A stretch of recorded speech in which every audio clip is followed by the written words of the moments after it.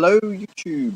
It's the 31st of October, Halloween, which means that I'm sure many people may make a video about Halloween. But for me, it's also my YouTube anniversary because 31st of October 2011 is the day that I joined YouTube. So while I'm looking back and reflecting over the year I've had with YouTube, I'm thinking it might be interesting also to look back on my life so far, the 16 years, and find some interesting things that I've done over that time. So let's see how it goes. Year zero. Age zero was a big year for me. I was born. That was a pretty significant event. Um, on a more interesting note, I'm told when I was this age, I was dropped on my head a lot by my dad. So I'm not quite sure what sort of impact it had, but there you go. That's something that happened when I was zero. Okay. Age one. When I was one, it was, well, more of the same, really. But I am told, um, I can tell you that I lived in Flemington when I was one, and apparently I used to eat a lot of dirt. I don't know whether you ate that sort of thing when you were little, but that's something that I did when I was one. So there you are. Age two. Age two was another big year. I learned to walk and talk. Apparently my first word was boo, which was followed in quick succession by parky, which meant carrot, and pony, which meant my mum's friend Karen. Embarrassing. Also, when I was two, my younger brother was born, and we also moved to an apartment block with my best friend, who I've known pretty much since he was born, um, which was conveniently located directly opposite the fire exit, so that we specifically bought an apartment that was positioned so that if in an emergency we could just get up and walk out the front door and just get away really easily. Age three to five. Not much happened during when I was 3 and 4. That was pretty uneventful. But when I was 5, my little sister was born, and we moved to the country, which was an hour and a half away from the city. We moved to Warburton in the Yarra Valley, and that was very unlike what I'd known. Um, for example, I'm told that when we first arrived there, or around that time, me and my brother were sitting around with nothing to do, and and we said, "Oh, we're bored. What are we supposed to do?" And our mum said, "We'll just go out and play." And we were like, "What with?" Because of course we didn't know what we were supposed to play with, because we were used to, playground equipment and very structured sort of things. That was weird.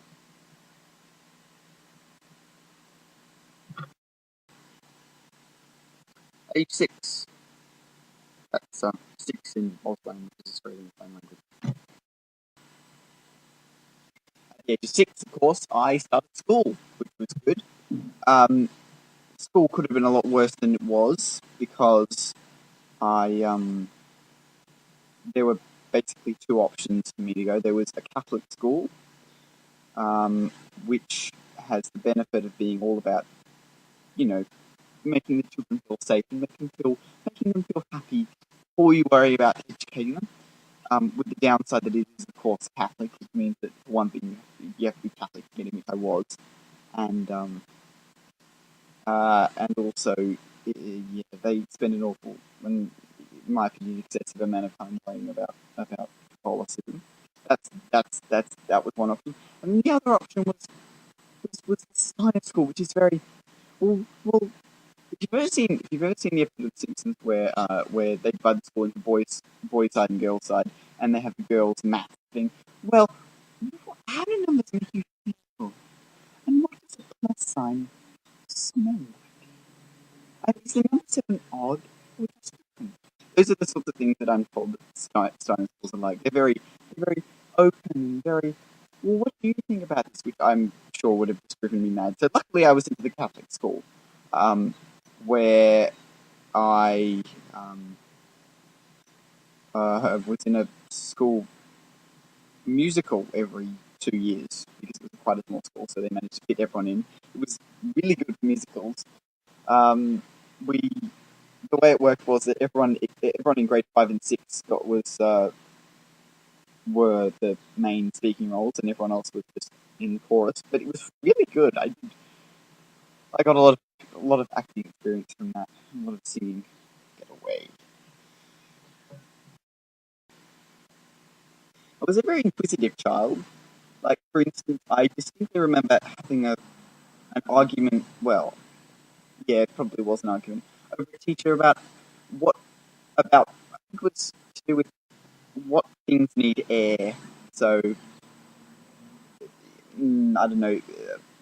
There was an initial disagreement, and then basically I just spent another 10 years trying to figure out what the solution was. So it sort of the debate sort of went like this: all living things need air, except fish don't breathe air. Fish breathe water.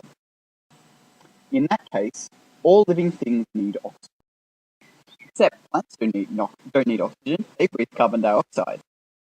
Actually, plants do need oxygen. While they use carbon dioxide to photosynthesize and produce food for themselves, they use oxygen to convert that into energy that they can use. So therefore, all living things need air. No, they don't. No. Therefore, all living things need oxygen. Except that there are some bacteria who are actually killed by oxygen. So that means some living things need oxygen, and some don't. In other news, we got a cat when we moved out to the country. Her name was Wendy, because we had a friend named Wendy Herbert, and we already had a cat called Herbert. So I thought it'd be funny if we had Wendy and Herbert. So I came up with that. And I take all the credit for that. Yes, Libby, I did come up with that. I did come up. That was all me. It was. Like Mum and Dad. No, it was me. I distinctly remember we were going along in the car, and we were like, "What are we going to call this?" And I was like, "Well, we've already got a cat called Herbert, and then there's Wendy Herbert." So I was like, "Let's call it Wendy." So I came up with that, and I'm telling you, I came up with that. Let the record state that I came up with that. Not that anyone will care. Okay, moving on. A lot of people say that their childhood was the best time of their lives. Everything was really simple and everything was great, and they wish they didn't have to grow up and make everything bad. Like there's a Taylor Swift song about that, and lots of other things. But it wasn't like that for me. When I was little, it was really boring a lot of the time, for one thing. And also, I didn't really know many people who I sort of related to the way I do now. Because, yeah, really, I'm a city person. I'm not a country person. I mean, I had some great times. Seriously, I had some really good times. Like it was great for sort of fantasy stuff and making stuff up. That was great. That's a childhood element which I really made full use of, especially with my friend Hannah who moved to Queensland. What? Yeah, and all of my parties, which were all theme parties relating to a different. It was Star Wars when I was 6. I think when I was 5 we went to the snow. When I was 6, no, I can't have been. No. I think when I was 6 it was Star Wars. 7 was Lord of the Rings. I mean 8 was no. 7 was Star Wars, Harry Potter, Lord of the Rings, another Lord of the Rings, and Delta Quest. It might have been one of the snow at the beginning. But yeah, it was that was good. But I didn't really relate to people very well. It wasn't the amazing experience that everyone likes to say that childhood is. Like if I compare that to now I can feel brilliant, and I can feel great, and I really like the people I'm talking to, and I can make stuff like this. Yes, and Olivia is awesome. And Lucian, my brother, used to be really mean, and we used to fight all the time, but now he's great. So Yeah, now it's really much better than it used to be, I think. I mean, what's a siege? Apparently this is a siege tower. Um, yeah. I mean, there are some bad times when I feel absolute crap, but feeling crap is really interesting. Life is a lot less boring now, so it's good. Good now. Better than it used to be. So it looks like I've also covered ages 6 to 12 as well. Actually, there's some great stuff I have to tell you about when I was 12. When I was 12, I got, hold on, that there. It looks a lot worse in when you see it in real life. It's a really horrible scar on my elbow. I had another scar on my knee because I was going down a very steep slope. Yes, a very steep slope, a very steep slope on a bike, and I came off and gravel got in, and I had to wait 2 hours for an ambulance while I was screaming, and that was not a very pleasant experience. And I was in hospital for a week, but I thought it was a fortnight because I never slept because I keep waking up with my blood pressure and my things. It's horrible. And I had that operation, and I was drugged at one point, which apparently made me say, "Oh, this is great." Apparently, I sort of tripped out at one point because of the painkillers they gave me. So that was interesting, and then we went to France. We went to Europe, and I was going around with a splint on my leg, which was not nice because we spent a week in a bunch of different cities. We went to, what was it? It was Paris, London, Amsterdam, Leipzig and Berlin, in Germany. And then we went to Leon and we got the Yeah. But we went to like five different European countries, so we'd have to keep walking through the security things, and let you on board. they kept my splint kept triggering the alarm. They said, "Oh, can you take it off?" And we had to keep saying, "No, I can't take it off. If I take it off, I can't walk, and it'll destroy the structure of the skin that was healing." So that was nasty. And what was even worse was all the stairs. There were a lot of stairs in Paris. You keep going up and down stairs to get the metro, so that was not nice. I had developed this weird sort of Wobble. It wasn't really a wobble. It was a hobble. A hobble, yeah, a hobble or a waddle. It was like yeah, waddle. That's it. It was a waddle, not a. What did you say before? Hobble. No, wobble, before that. Wobble. It wasn't a wobble. It was a waddle. Yeah, that's right. Yeah. So that wasn't very good.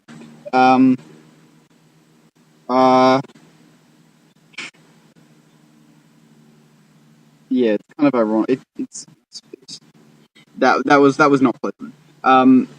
We We went to Leon and you got it off. Yeah, I got it off in Lyon, in France. Nice wasn't very nice, was it? No. I mean, it was okay. No. Nice was nice. But it wasn't great because the beaches. I mean, come on. It was just pebbles. That's not a beach. You can't call it a beach unless it's sand. It was really uncomfortable. Grr. Do you have any idea how frustrating it is to see that the only beaches are made of pebbles? When you spend your whole life knowing nothing but sand beaches. I mean, even though in Melbourne the beaches are pretty crap anyway. No, but because it's cold. But at least there's sand. Seriously. I can't stand pebble beaches. I don't know how you Europeans manage. Americans, I'm pretty sure you have pretty decent beaches. But seriously, Europeans, you have terrible beaches. I can't stand your beaches. Get better beaches. Your mountains are good though. Our mountains are pretty terrible. We went to the Pyrenees. Yeah, we did go to the Pyrenees. Were amazing. This is a good video. The Pyrenees were amazing because it was so green, and there was these big expanses of like grass, and we were climbing up this whole mountain, and I have a memory of we were having a picnic on the grass, and then there was a massive waterfall coming from all the mountains in the It's background, just idyllic, isn't it? and then it went into this If completely you don't know that word, idyllic. crystal clear river that was made from the waterfall, and just getting tops and filling it up with the freezing cold. Beautiful. It was beautiful It was water. the best water. Oh my god. Speaking of which, the water in Europe is awful. I mean, it's pretty well. When you grow up in Melbourne, you get very accustomed to really nice, amazingly good water. When you go anywhere else, the water is not good. The water is not good. Unless it's the Pyrenees. Unless it's the Pyrenees. Unless you're drinking out of a mountain stream, the water is terrible. So come to Melbourne. We have great water. You have never tasted any water in your life that is as good as ours, ever. Unless you've been to the Pyrenees. Unless you've been to the Pyrenees. Right. Which I seem to keep forgetting. Okay, so I think that's probably all for that period of my life. So, age 13. Yeah, more weird stuff. We moved back to the city. We had to move back to the apartment block, which we left. The cat died, and we had to give away the other one. Yeah, one cat died, and we had to give away the other one, which was not good. But it also I went to high school. I went to Brunswick. Yay, Brunswick. Yeah, it was a bit weird. We're all friends. Some good friends. Yeah. Joey and Kathy and Maggie. Hey, that rhymes. Polly. Yeah, good times. Good times. I need to say that a lot now. This video. Anyway, interesting stuff. What interesting stuff happened that year?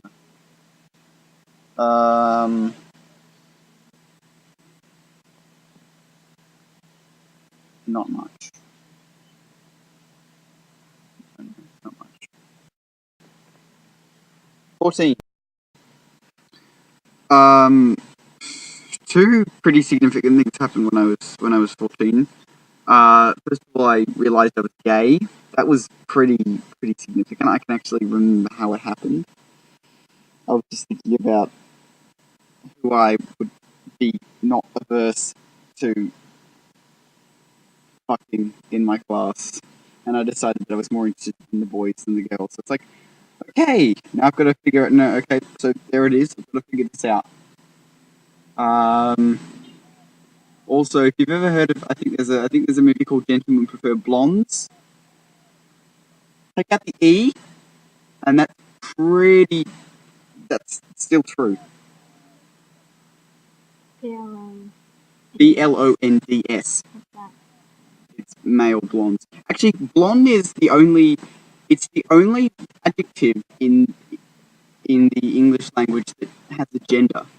BOLND is male, is for males, and with an E it's for females. That's the only case of that in the English language. Yeah, but I only write it with an E, even when it's men. Leave out the E when it's men. I always just leave out the E when it doesn't have to be either. When it doesn't matter.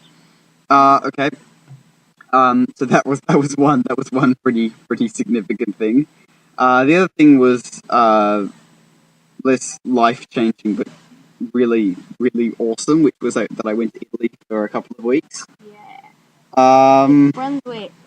Yeah. With Brunswick Secondary, with the school. Yeah, I made some really good friends on that trip. That was really good. Nick didn't go on the trip. He's going this year. Actually, Lucian's going this year, which is good.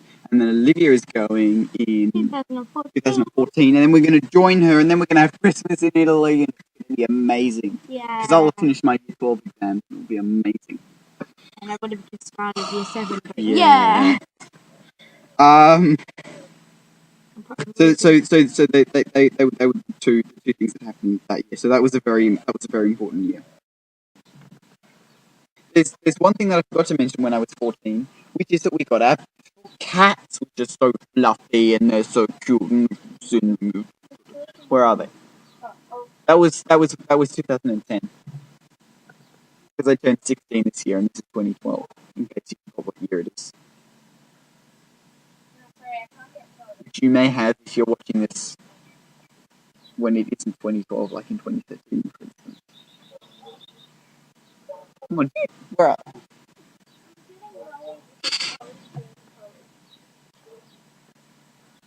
Well, here's one of them. Who also This is Molly, who is now 2. Mm. And look at her, look at her big eyes. Oh, isn't she so cute? Oh, look, I can see her reflection as well. It was 6 months old when we got them. That was so cute.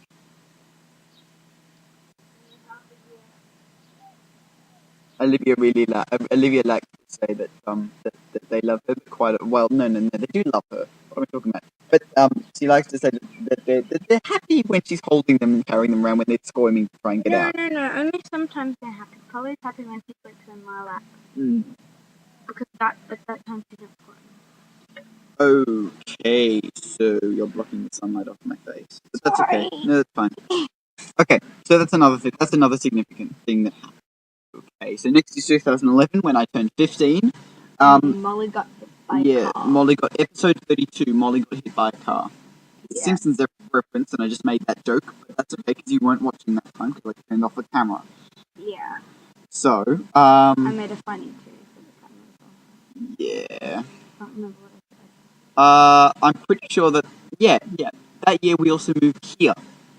Yeah. No, So we we moved moved here in 2010 Okay, fine. because we got the cats a little bit after we Right. moved here. Sorry, when I was 14, we also moved here. So we moved from Central Brunswick to sort of West Brunswick. Yeah, and then You're still in Ledworth. No, this is Upper Ledworth. It's slightly more upmarket. Yeah. Yeah. And- And I changed school. Oh yeah, Olivia changed schools. My You third changed- school. Yeah. Olivia went on to her third school because she started at St. Joseph's Which first. was a great school. Yeah, that was a good school. But And then we had to move. till grade 2, wasn't it? No, I stopped. I finished grade 1. Okay, so for 2 years. Because I'm grade And 5 then- now. And then she went to Brunswick Southwest, which was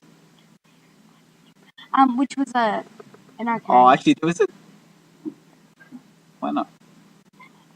I don't Anyway, care if they watch so- it. Do you remember that time, Louise? That's the principal of their school. Yeah. There It was was one day. It was the end of term. We were supposed to be picked up at 2:30. Xavier was only 13. He was coming to pick us up, but he forgot. So the principal calls him up and says, "You bloody, you idiot!" You horrible brother! How could you forget your siblings? You're so irresponsible and And stuff then, like that. So and she'd then, never say she knew me. and then me and Lucy were kind of sitting there like, what was he, 13? So then, Yeah, then there was a hilarious moment. Wait, this is the punchline. He hung up on her. Mm. Yeah, it was kind of funny. She And was, then no. she- Can I tell them Yeah. now? She was saying you should have come fucking so and she was doing her run. Okay, I'm gonna come up. I'm gonna hang up now. And she's like, no, don't you hang up on me. And I was like, beep. And then she was like, "Oh my god, that irresponsible child hung up on me." He hung up on me.